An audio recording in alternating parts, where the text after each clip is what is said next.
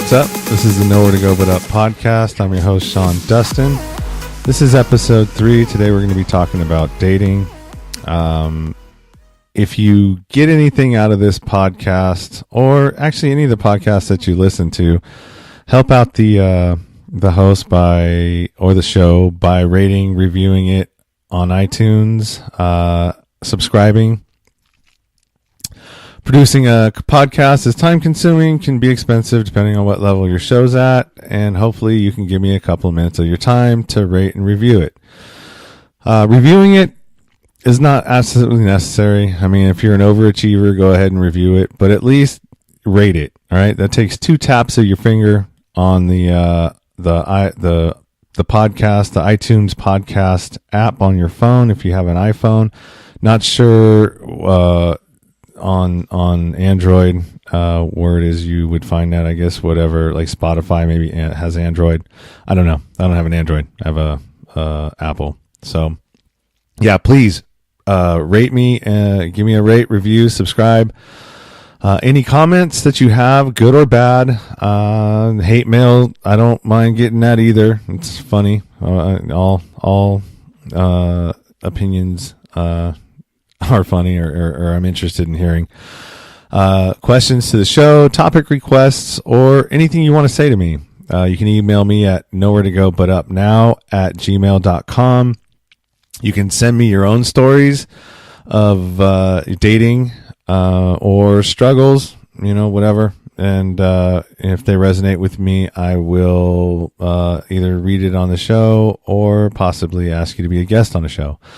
You can follow me on Instagram at Nowhere to Go But Up Now, on Twitter at But Up Now.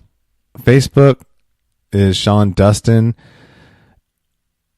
and podcast page, you can leave comments there as well, and that was nowhere to go but up now.libsyn.com.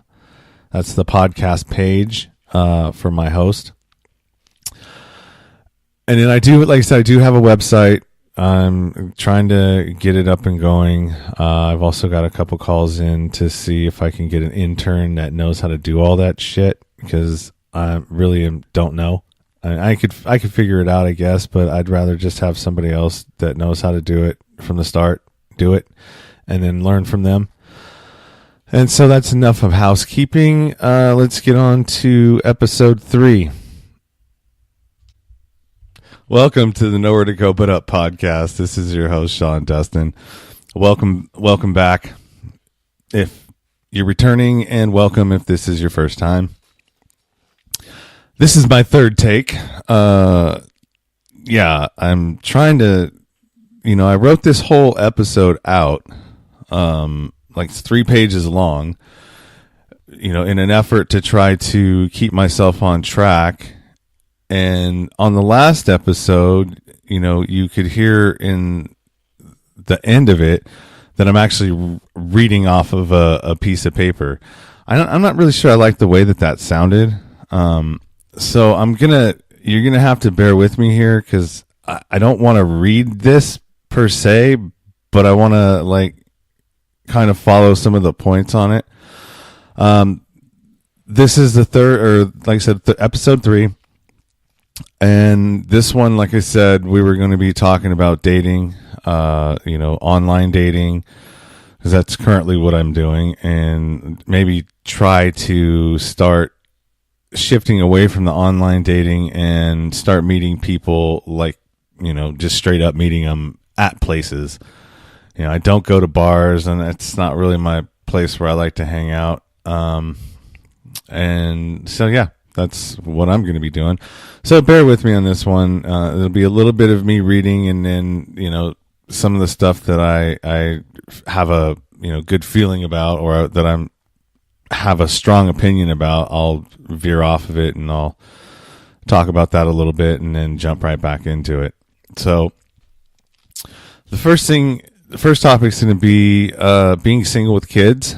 The second one will be online dating and dating apps that I currently use. And then I'm going to talk about the first time when you meet somebody, the first meeting, you meet them on the app, and then, it's time to, hey, let's meet in person and see if, we are who we say we are. So I'm not only single, but I'm a single 45-year-old father with a toddler. That in itself comes with challenges. Since my time with my daughter comes before anything else, it can present scheduling challenges.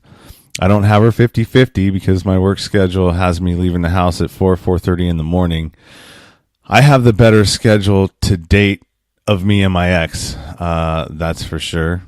I pick up my daughter from daycare at 3, drop her off at 6, Monday through Friday, and every other weekend. But that isn't always the case. Sometimes,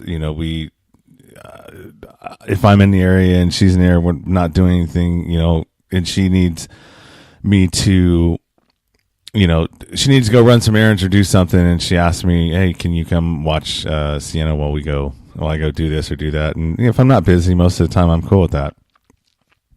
I live 5 minutes away, so, sometimes the lines get a little bit blurry, because there's no court orders yet. But, for the most part, we try to accommodate each other the best that we can.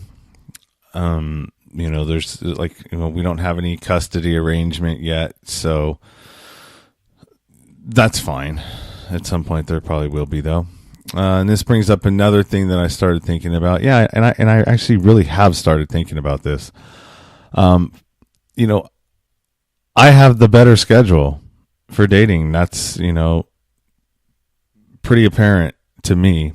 And I'm not sure where my ex is, at this point in her dating life, but even if she wanted to, it would be very difficult for her because she'd have to get a sitter, because I had, like I said, 3 to 6, she has her from, 6 on. And so if she wanted to go out, she probably couldn't. And that's kind of not fair in my opinion. I don't think it's fair to her, and I'd be kind of irritated if I was in that situation. And I think that I'm probably going to offer to clear, at least one night a week, so if she wants to go and date, she can. I think that's only right. And I am going to probably start doing that. So, I don't always,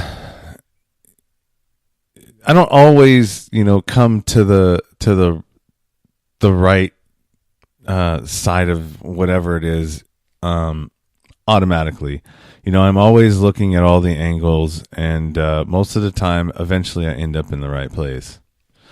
So my age, I'm 45. If I want to date in my age range, that would probably be 40 to 50, years old. So most of the women that are in that age range have kids that are out of the house or close to being out of the house. I started pretty late, I would say, and having a toddler at 45 is challenging, to say the least. And a good portion of these women are wanting to be out and finally living their best life, traveling, nothing tying them down anymore. What they are really looking for is a companion to explore the world with, or at least explore their geographical area with, the 40 to 50-year-old lady or woman. That's kids are out of the house, and they're finally, man, I can finally go and start doing things for me. And and I get that 100%. And I wish I could do that too. And I can, but it just takes it takes planning. Spontaneous day trips to wine country or the coast, weekend getaways to Monterey or Vegas on the fly. When you have a toddler, most spontaneity is not doable unless you're just an asshole that does what they want and fuck your ex. And what I meant by that is, if you're a dude that, kind of just does whatever you want and never takes your ex or your kids into account as to, what you're putting them off with, like when you just to say, oh, well, yeah, it's my weekend, but I'm going to go, I've got a date with somebody that wants to go out of town, and yeah, well, I'm gonna do that, and you need to figure it out. That's a douchebag, fucking dickhead move right there. It's just, stop being selfish. Plan stuff out. And you can't, and that's sometimes that's the cool thing about being single. When you don't have anything, tying you down or holding you back, you meet somebody and you just say, hey, you want to go to Vegas? Fuck it. Let's take off. Let's go to Monterey. Let's go do this or go do that. And I unfortunately can't do that anymore without having to at least plan it in 2 weeks to a month in advance, which, I mean, it's not necessarily a bad thing. Like I said, by having that kind of an attitude where you just say, fuck that, I'm going to do what I want to do. You're really just, you're fucking your kid too. And if whoever you're dating, if you're the dude that's doing this and whoever you're dating sees you doing this or sees that you're willing to say fuck your kid and all the other responsibilities that you have just to go and do what you want to do, that's a definite red flag for the person that's dating this individual, and you should probably bounce because they're going to do it to you at some point as well. My next option in the dating pool would be dipping down into the 30 to 40 year age range. And there are pros and cons here too. If this is just my own opinion, I'm not an expert in anything at all except for myself. And, some people would probably, say, yeah, well, you're not really an expert there either yet. But if I had a match with a person in their early 30s that don't have kids but are open to having kids,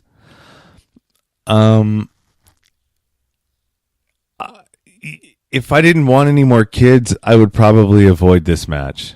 I would probably not go out with them, because they're still young enough to have children, and if they don't, I'm sure at some point they probably will. And sometimes, this particular type of woman is really just, she's trying to see, she's open to having kids because she wants to see what it is to be with some, or to have kids. Maybe she's trying to decide whether or not that, do I want to have kids, or how would I be with kids? Because that was something that I wondered when I didn't have any. I was worried about how I would be with them. So it would make sense that, if that's what you're thinking about. But I didn't start thinking about that until I was actually pregnant with, I wasn't pregnant, but my ex was pregnant with our daughter. Then I started thinking about, whoa, what kind of dad will I be? Am I going to be a dick? Because I'm kind of a dick in normal life. So am I going to be a dick to my kid too? So yeah, and this could be possibly that as well. She's wants to see whether or not how well she would do with a kid, if she's, even likes being, having kids around. Their biological clock could be ticking and getting louder with each passing year, and they could also be looking for a potential person to have a kid with.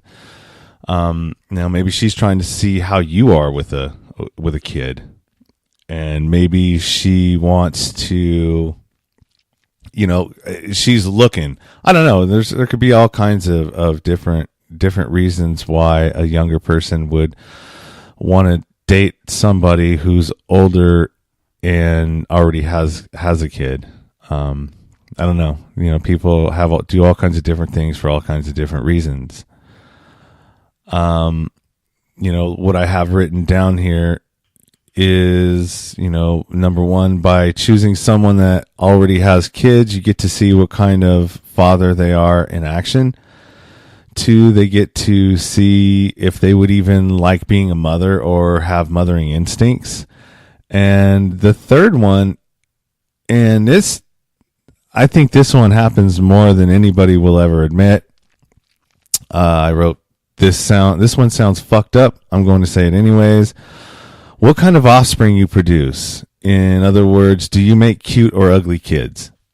Because if I was dating somebody and I was thinking about having kids and I was dating somebody that had kids, oh man, I don't know, man. I guess it would depend on what the dad looked like, but if they had ugly kids, I don't know, like how much juice I got, to kind of correct that. So I don't know if I would pass on it or not. I'm probably going to say I would probably pass on them.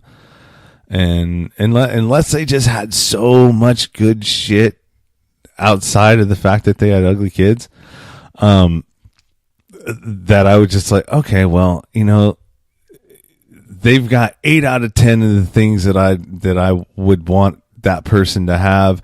And so maybe I would, I don't know, man. That's cause you don't know whose fault is it? I mean, who does it? I mean, is it both of them? Maybe it was just a bad mix. I don't know. I'm not one of those type of, I'm not smart enough to know the answer to that fucking question. The next kind of match is, the woman that has children in her 30s, and the age range in children is usually going to be pretty wide, toddlers to teens. Then I'm talking about the 30 to 40-year-old range that of woman that has children. Their children are going to be between toddlers and teenagers. This one is a chance to see what kind of parent they are and how they deal with co-parenting or custody arrangements. All these considerations are hopefully taking place before they actually meet your kids, and vice versa. And so what I'm talking about here is, I'm not going to introduce my daughter to anybody until I absolutely 100% know that this person is going to be a significant part of my life. Okay? And I would hope that my ex is doing the same thing. I've ran across women, in my lifetime, and have met women that they take their kid with them everywhere. So, I mean, they're introducing their children to everything, and everybody. And I just don't, no. That's just not, to me, that's not right. You shouldn't be doing that. And if you are doing that, maybe you should, rethink or relook, maybe read up on some of the parenting techniques and around dating. And, maybe you're not doing it the right way. And you're not helping your kids, that's for sure. Introducing your children should be the very last thing you do in the dating world. At this point, your match has passed all your red flag cues, and everybody has those. I have them, and I'm sure you do as well. The sex is to your liking. Let's be honest. I mean, if sex sucks, then you're just asking for infidelity and straying out of the relationship by either or. The crazy is at a level that you can deal with. All right. Everybody's crazy to a certain extent. It's just a matter of what brand you're willing to fucking put up with or can put up with. And in all points, all these, once your person meets all of this criteria, then it points to the next step in the relationship. If you're going to make that next step, which would be, a committed relationship, hey, and we're gonna explore this and see where it goes, because all these other things are lining up, and I'd like to be exclusive with you. When things progress to this point, I would suggest, and I think it's a good idea, to let your exes know as a courtesy that there will be another adult spending time with your child. It would probably be very irritating if you were to find out from your kid or on social media. So let's just say you're kids with your ex, and then, randomly through conversation or whatever, a name comes up that, and she finds out that, you're spending time, your girlfriend has now, or your dating has now taken a turn to a serious, on a serious note.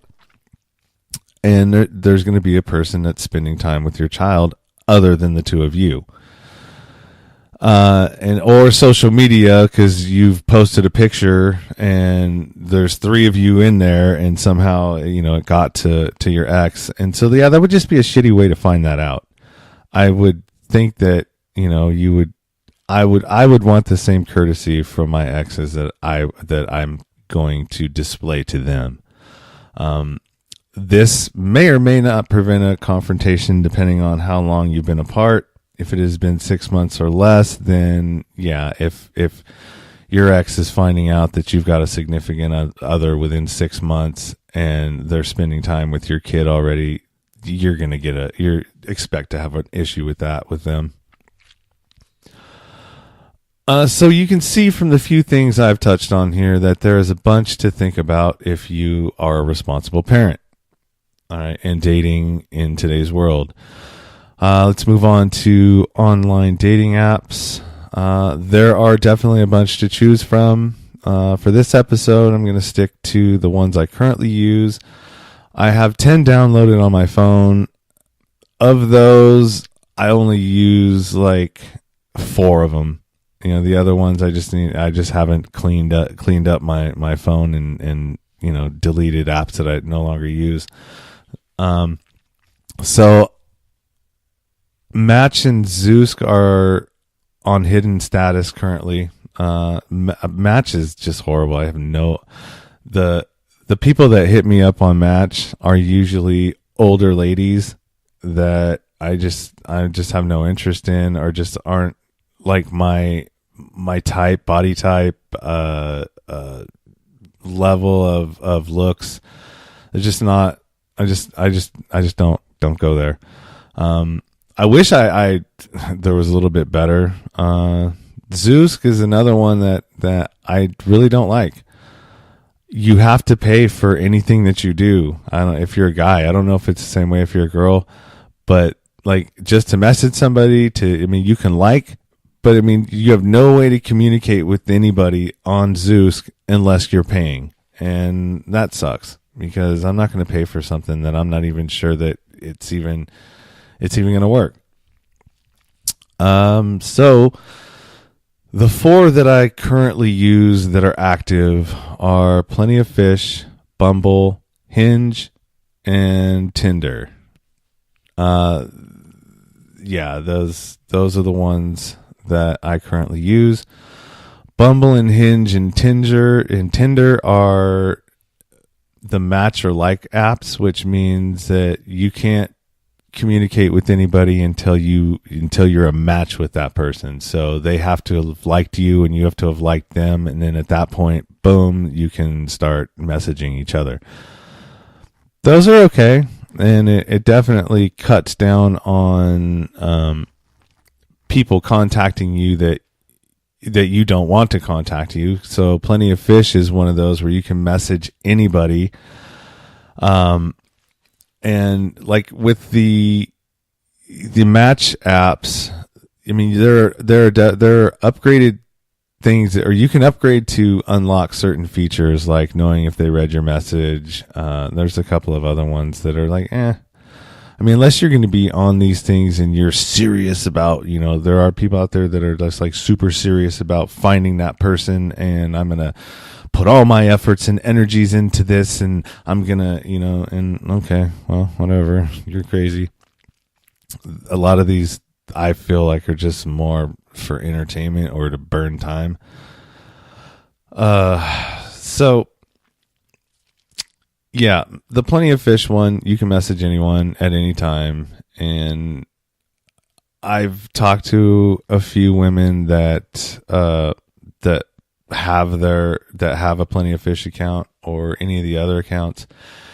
And most of the time they're just getting inundated with messages, like from 50 to 100 messages a day.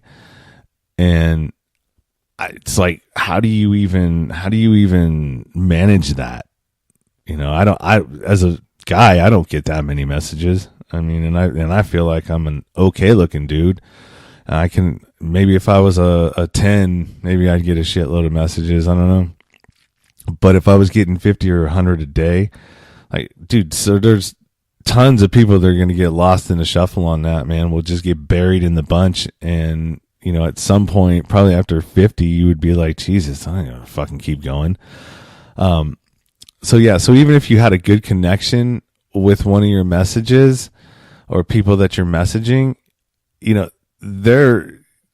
they're not on your mind, and if you didn't make an impression strong enough to be on that lady or that woman's mind, she's not going to go looking for your message. It's going to pop up there. And then if, 20 or 30 other ones pop up right after you before she even gets a chance to look at them, you're going to already be down at the bottom, and she may not even ever get to your message, so sometimes you might have to like send the same message a couple of times. And I mean, you may seem like you're being desperate or something, but I mean, that's the hack around, or the way around getting buried in the shuffle. And yeah, so there was that. And I've actually had the most luck so far with the Plenty of Fish app. I've met one person on Tinder, but Plenty of Fish, I've been on and off that app, I would say, for 6, maybe 7 years, or longer than, maybe 7 or 8 years. And even with my last relationship, I jumped on there, and I wasn't looking for anything then other than trying to replace whatever it was I wasn't getting in that relationship to begin with. And it was mostly ego shit. Didn't have anything to do with sex or wanting to get sex from somebody. It was just, my ego wasn't getting stroked like I needed it to, and I just searched elsewhere to get it. Not the right way to do it, for sure. And if you're out there doing that, you should probably think about finding a different way, or actually just being honest with whoever you're with. If that's the person that you're supposed to be with, or you care about them, you should be honest with them and tell them, hey man, I'm not getting this out of this relationship, and it's causing me to want to go and do these other things to manage it. And if they're not happy that you took the time to be honest with them and tell them what you needed before you actually went and did something that was maybe be damaging to that relationship, then you probably don't need to be with them anyways. Fuck them. So some things to look out for on dating apps are the pictures. And anybody who's ever been on a dating app or online dated, you have ran into this issue if you've met anybody, and it's the picture doesn't match the person, or maybe it's it's a picture of them 10 years ago, when they were skinny, and now and I've seen this on some profiles where it'll start out with their best picture that they've ever taken of themselves from 10 years ago, and then it slowly morphs into a more recent picture. And some of them are cool, and they'll just be like, all right, yeah, I'm overweight and here I am. And some of them are a little bit more tricky, and that's bullshit to me. You're false advertising. If you're not who if I can't put your best picture that you've put up next to you in person, and it's not, then it doesn't look anything like you, that picture shouldn't be up there. Because it's not a recent, and you know what I mean? It's not, oh, well, here's how I can look. No. That's not the way it works.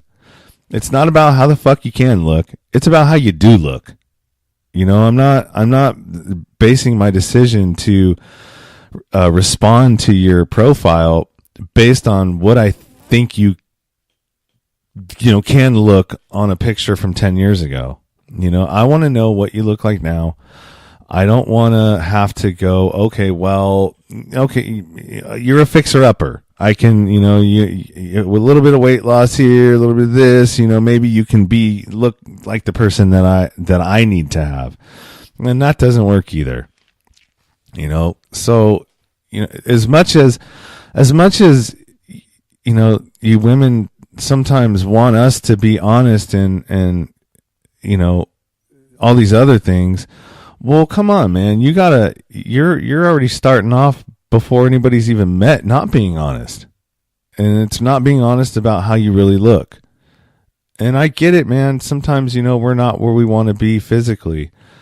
And you still want to date and you still want to, have fun, have sex, whatever you're on there for to find. I get it. But man, stop doing that. It's really annoying. It's annoying when you show up on a date and somebody is heavier than they say they are, shorter than they say they are. Anything that they say they are, and they show up and they're not exactly the way that that they've explained themselves to be. That's fucked up, man. And you're wasting people's time. You're wasting, my time. You're wasting your time, and you're just really. You're really showing that you have no respect for the other person and their time and the value that their time carries to them. Sorry, that was it's so annoying to me when that happens. So yeah, like I said, some of the things to look for in dating apps are pics. There are a lot of ways to hide stuff in profile pictures. All right, two of the main ways are filters and camera angles. So if the picture has a Snapchat filter on them and they're not in their 20s, because a lot of 20s, 21, 22-year-old profile pictures, the girls have those. And that's just, dude, they're young, they're silly. I would expect that from that age group. But if you're in your fucking 40s, late 30s, 40s, even some early 30s, if you're an obvious adult, 30 and over 30 years old, you shouldn't be having the majority of your profile pictures having those Snapchat filters on them, because I'm just going to assume you're fucking hiding something. Like you're hiding a big ass nose, you're hiding big ears, you're hiding something. Maybe you got a fucking 6 head, a big ass forehead, and you put whatever it is you do with it, I'm just going to assume that you're hiding something. So one picture with a Snapchat filter, okay, you're showing that you're cute, you can be cute, your personality is that. But when you have every single one of your pictures with one of those stupid filters on it, then there's a reason. The downward angle shot. All right. So this is one that, if they're not showing cleavage and they're using that downward angle, I'm going to assume that you're hiding your body. All right. A lot of these I see, they're sitting down like at their desk at work, and they've got this downward angle and they're looking up, and I don't know. I think you're either trying to hide a double chin or just your weight in general. You don't want somebody to see a clear picture of your body. So if you're sitting down, it's really hard to sometimes negotiate, if they're overweight or not. I mean, if they're obese, and, I know that there are people out there like that, and hey, I feel for you. I'm not saying anything wrong with this. All right. If you have a weight issue, but if you're out there in the dating world and you're trying to put something out there that's not truly you, or distort what is you, so people can't clearly see, who you are, I think that's a problem. And I would suggest not doing that, because it's not fair to anybody that's trying to show an interest in you. So the downward angle, and also too, if a person has cleavage, if a chick has huge tits or big tits and they've got nice cleavage, sometimes that'll get thrown in there just to kind of, sort of misdirection, so if you see, oh Jesus, big tits, and you're not going to notice something else about her, like if she has a double chin or if she is overweight, you're more focused on the nice tits. So, and as a guy, sometimes, it's easy to get sidetracked with that. You think of, God, man, those things would be nice in my face or whatever, in a situation where you might possibly have sex with her, and those twins might come out. You start thinking about that, and then you forget about everything else. Sorry, we're men. That's kind of just sometimes how we operate. So yes, the cleavage showing, a little misdirection. And if there's no clear body pics, that you can see, then they're probably trying to hide something. Or if loose clothing, nothing that they're wearing is form fitting, then I would think that they're hiding something. The long distance shot is meant to hide shit as well. Like I've seen ones where it's maybe 30 feet away on a rock or on a staircase, a long staircase going up something, where you can't really get a good sense of what they look like, their face, but you also can't get a good sense of what their body shape is either. So those aren't good ones. The group pic, this one's a funny one. So if I see a profile picture that you're in a group photo and most of your pictures are group photos, I'm 100% going to assume that you are the ugliest one in the group and going to move on. If you can't find any pictures with just yourself, come on, man. Nope, next. Yeah, one group shot is fine. And then in your caption, you should tell which one you are. Because I don't want to have to go and try to figure that out on my own.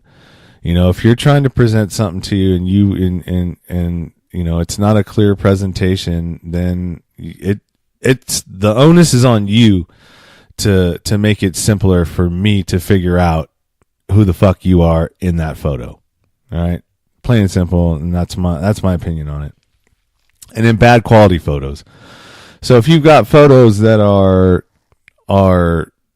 grainy, look like they've been taken with a fucking flip phone, and you've just moved them over to your next phone, and then this photo's been fucking traveling around with you since fucking 15 years ago. Yeah, no excuse for that. Everybody has a smartphone nowadays, or almost probably, I would say 80% of the population that can afford a phone has a smartphone. All right. Those phones take excellent photos. All right. They take better pictures than some cameras you can buy. So there's no excuse to not have a quality photo on your profile. All right. And if you don't, then shame on you. And, don't be surprised that you don't get that many hits on your shit. And 6, if you feel like a potential interest is hiding something like physical features or weight, or the way around that is to just FaceTime. If you're going to meet up with somebody and you're not sure if they're who they say they are, or if they have, if they're hiding some weight or, some other thing, then just FaceTime. Say, hey man, before we go out, are you okay if we FaceTime? I mean, I want you to see that I am who I say I am, and I'd like to verify that you are who you say you are, you know? And if you don't have an iPhone, well then, if you've got a Facebook Messenger, let's video chat. You know, there's no reason why you can't. And I don't think that's rude. I don't. My time's valuable. Your time, I would hope, is valuable. And let's just figure this out now. So, you know, we're all cool. And they should be happy to accommodate you. And if they don't, you know, then they're full of shit. And they will have excuses or won't respond to you. So what I said here is that if they're not hiding anything, then they'll be happy to accommodate you because they'll get verification as well on you. And if they're full of shit, they will probably have a bunch of excuses as to why they can't FaceTime. Oh, not now, or this or that. You know, any of that, then you know that they're not who they say they are, or they're misrepresenting themselves. You know, and that's fine. Those people will weed themselves out. You know, if given enough time. So that's enough on that one. Let's move on to the first time you meet somebody. All right. So all's gone well.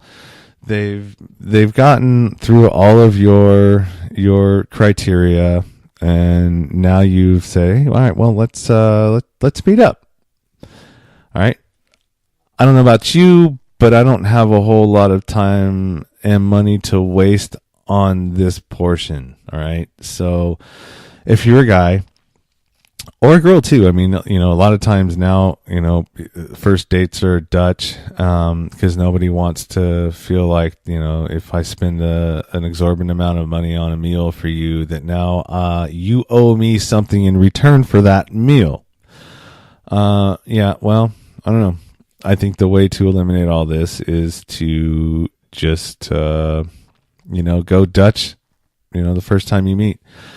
And I think the first time you meet shouldn't be something exorbitant or extravagant. Because you're going to have to spend some time with this person. And if you're not, you know, if you don't click, who wants to spend, you know, you find out 15 minutes into the date that this isn't that this isn't going to go anywhere. I just assume, you know, fine. I don't want you to feel obligated to have to hang out with me for another fucking 2 hours, you know, trying to act like you care about anything that I'm saying or what I'm doing. You know, I would just rather that be done, you know, 15 minutes. Cool. All right. If it's not happening, then move on, you know, go your separate ways. And if you are going on lots of dates, it can get pretty expensive. I mean, if you're going on 3 dates a week and you're taking all 3 of them dates out to dinner or a lunch, you know, dinner for 2 now is usually $50, you know, and that's not even nice. That's just an average meal, you know, and a drink, you know, it's $50 plus tip.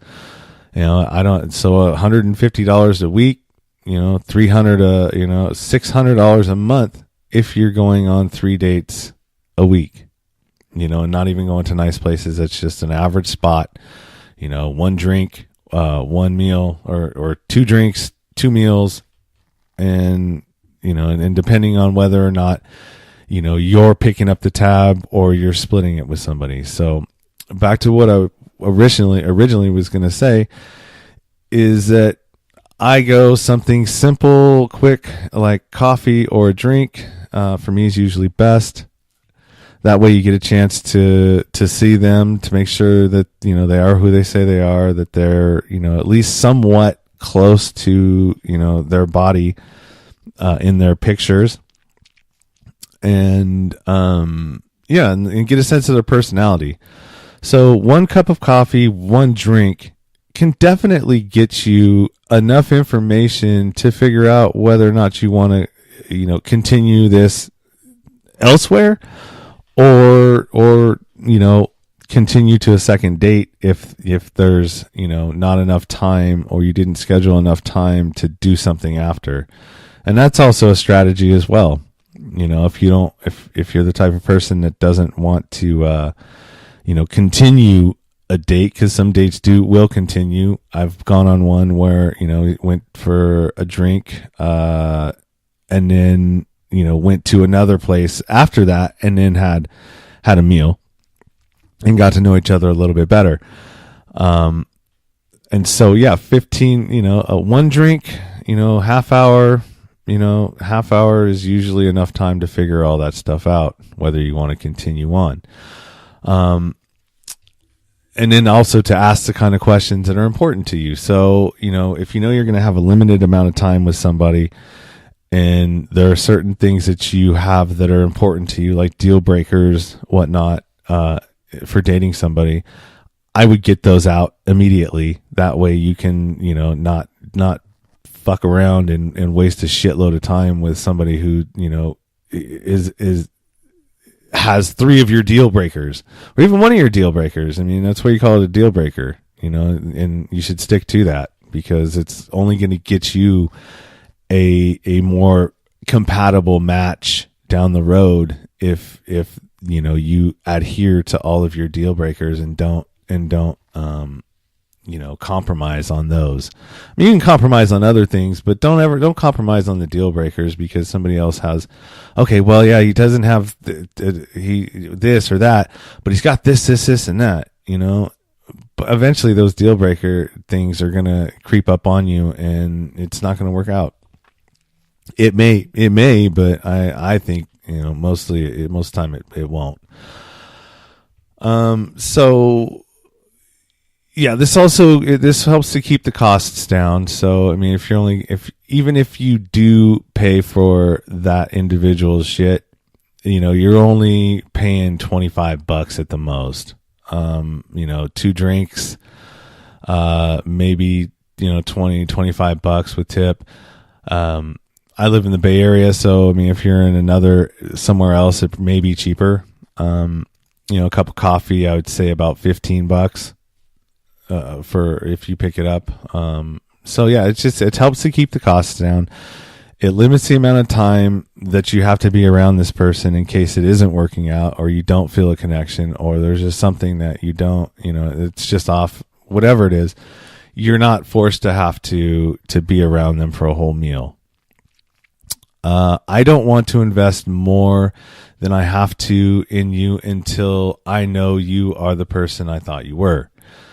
So, yeah, and this also helps too, because if the person, shows up and they obviously are not the person that they say they are, you shouldn't be obligated. I think at that point, you shouldn't be obligated to even have to fucking go through with the date. You know what I mean? That should just be the unwritten rule, of that contract that you enter in with somebody that you're going to meet. And it's not like it's just like an unwritten contract that by agreeing to meet you, I am saying that I am the person that is in all of my pictures and who I am presenting to you, that when I show up, I will be what I've represented myself to be through my pictures, through my profile, on about me section. Anything that's in my profile that is representing me, I am standing by that. And if you show up on a date and you're somebody who has misrepresented yourself and isn't who you say you are, or who you are presenting yourself to be in your photos, in your about me section, then I think that whoever it is that's being misled should have the option to just get up and walk away and you know what I mean, and say fuck you. You're not who you say you were, and I'm not obligated to have to be polite to you and still participate in this date that I obviously, is not what I'm looking for. And I've done that before. I just got up and just walked away. I'm like, And I've been the other one too, where I've still gone through with it just because I didn't want to be rude and, hurt this person's feelings. But I mean, fuck, they didn't think about mine. So why should I think about theirs? Be the bigger person? Fuck that shit, man. My time's valuable. I don't have a lot of it, and fuck off for wasting it. So it keeps the cost down. So I don't want to invest any more time in somebody until I think you are who they were. I prefer to go Dutch on the first time you meet somebody. I know I've heard it from other women that sometimes they'll use that as sort of a gauge to see fucking how cheap you are. And if you're not, what's the word? If you're not, no, I can't remember what it is. But anyways, they use that as sort of like a gauge, and that's stupid. I mean, why would I want to spend money on you if I don't know, if you're not who you said you were, or you know what I mean? I don't think anybody should, have to be obligated to invest anything until you both decide that it's okay. Yeah. All right. Well, we had this first time meeting. We'll both pay for our own shit. And then if you decide to go on a date after that, I wouldn't have a problem. And I've paid for it. The only time I do have a problem is when I go on that second date and, the person doesn't offer. So if somebody feels like or shows me that they feel like I'm obligated to have to pay, I don't like that. If you offer to pay for it, 9 times out of 10, I'm gonna pick it up. But I'm going to expect at some point down the road, like maybe the next time, that you're going to pick up that check. Don't just always expect that I'm going to, that's not right. We all work for our money. Most of us do, I hope, at least. I'm not a trust fund kid. And I don't think that I would probably match with any trust fund kids. So I would expect that, you work pretty hard for your money as well. And I'm not going to expect you to pay for everything. And then I don't, in return, hope that you don't expect me to pay for everything, because I don't think that that's fair. Okay. So, and in the way, if somebody does, and I've done this before too, when I felt like they just felt like I was obligated to have to pay for them, I told the server, "Hey man, can you separate this out, please?" And there's you may not go on another date with that person, but I mean, you already feel like they're rude anyways. So why would you want to continue something on with somebody who you feel is rude? I wouldn't. Here's an important one for women. If you're out there and you're going on a date, always let somebody know where you're going or where you're going to be at. There's too many crazy fucks out there. Guys, I mean, there's crazy women out there too, but women aren't dangerous. Like I would not be, I mean, I'm sure this is a possibility of happening, but I mean, I wouldn't think that if I'm going on a date, my first thought would be like, God, I hope, I better take some precautions to make sure that, I'm not going to get something happen to me, like I'm not going to get assaulted or raped or beaten up or, any of those things. And that's really a scary thing, I would imagine, for a woman, because you've always got guys that whenever they walk by you, especially if you're a good looking chick with a decent body, every dude you walk by is gonna fucking check you out. I mean, that's just the way it is. Guys are built that way. They're always looking. And to know that you're on everybody's menu would probably be a little unnerving, I would think. So yeah, just always, let somebody know where you're going to be. I mean, if you got a best friend, let them know that you're going out on a first date. You haven't talked to this, you don't know much about this individual. Maybe you might want to share your location with them, just as a precaution. Prevention is key to anything, man. If you can prevent things from happening or putting yourself in positions or places where, may not be safe for you, it's always best in the end. That way you're not having to think about it as an afterthought when, holy shit, this guy, I feel weird. Something's not right. Something's off. I'm in a position, that I don't feel comfortable being in, so prevent those from even happening in the first place. And, having a backup plan or sharing your location is definitely something that's, going to help you in the long run. And then always remember, you have the right to change your mind at any time, for any reason, no matter what. And this is mostly for women. Guys don't.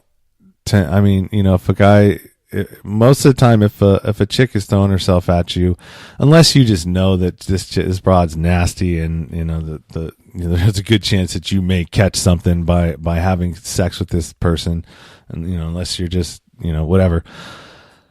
But for women, if I know that there's guys out there that will try to make you feel guilty or, bad that you've led them on in some way.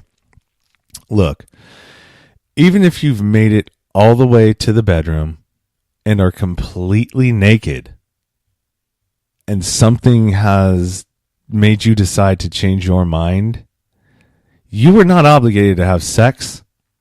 You're not obligated to finish him off in some way, like give him a hand job, give him a blow job, anything. When you decide that I'm not feeling this, the only answer should just be okay. And as a guy, no matter how fucking irritating it is, because I've been in this situation before, and it is fucking annoying. All right. But there's nothing you can do about it. For some reason, you may have said something, you may have done something, or maybe she just thought that she could, and at the last minute decided that she can't, and there are, instances of they had every intention when they left the house that evening to go out and get fucked. All right. But maybe that's just not the kind of person that they are, and they're trying to be something that they're not, and they get into the situation and then they realize that, Jesus Christ, I'm in a fucked up situation right now. What am I doing? And, they think themselves out of it. And that's fine. I would much rather somebody stop the situation and say, hey man, I'm just not feeling it, cause then it's not going to be fun for me. What would you like to have somebody underneath you or on top, underneath you, and all you're doing is everything, and they're just like thinking, Jesus Christ, can I just get out of here? That's no fun. Why would you even want to be a part of anything like that? So I would much rather the person just be straight up with me and say, hey, look, man, I'm just not feeling it. Because then, I want you to have fun too. If I'm going to engage in that with you, and you probably have heard this from me on one of my other ones, maybe.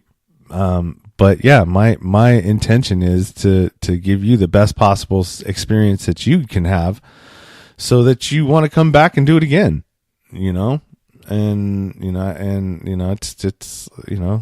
that's just how I feel about it. So yeah, you don't have to do anything, man. If you change your mind, then okay should be it. You get dressed, and there shouldn't even really be any talk about it until, some time's passed, and maybe you might want to talk about it at a later time, but I know that there are guys out there that will still continue, like even if you stay hanging out after you decided not to have sex with them, that they're always just going to they're going to, say something, or, they're, trying to guilt you or bully you, or sort of be passive aggressive, like maybe not talk to you, or have like a shitty tone when they answer you, like any of that shit, dude. It's all immature bullshit. You know, if somebody's doing that with you, and you know, you should that person is just letting you in that they're immature, and you might want to just move on to someone who actually will respect what you're saying. And, you know, a good guy will say, okay, let you get dressed, and, you know, him get dressed as well, and just drop it, you know, either move on to something else, or, you know, if you want to leave, you know, leave. So that's about all I have for this episode. I think I'm like almost an hour I got out of that. So that shows me about 3 pages. I can stretch out to an hour. That's cool. I am going to be looking for, and I'm talking to a female friend of mine that from the gym, to try to maybe get in on this, so you can get a female and a male perspective of the things that I'm talking about. So until next time, like I said, this is the first episode of the dating portion of this podcast, and I hope you guys enjoyed it. I will talk to you again later. Bye. Okay, well, thanks for listening to the show. If you have, like I said, if you have any stories of your own, any dating questions that you may have, you can email me at nowheretogobutupnow@gmail.com. At nowheretogobutupnow is Instagram. At butupnow is Twitter. Sean Dustin is the Facebook page. And like I said, there is a podcast page, but that'll be in the show notes. And if you got anything out of this, you know, hopefully you enjoyed what I had to say, or, you know, something, you know, you can identify with, or, you know, relate to in the dating, world, because it is a crazy world, online dating. Yeah, send me your comments, send me your stories, send me your questions, anything to nowheretogobutupnow@gmail.com. And until next time, keep it 100, stay true to yourself. Everything else is just noise.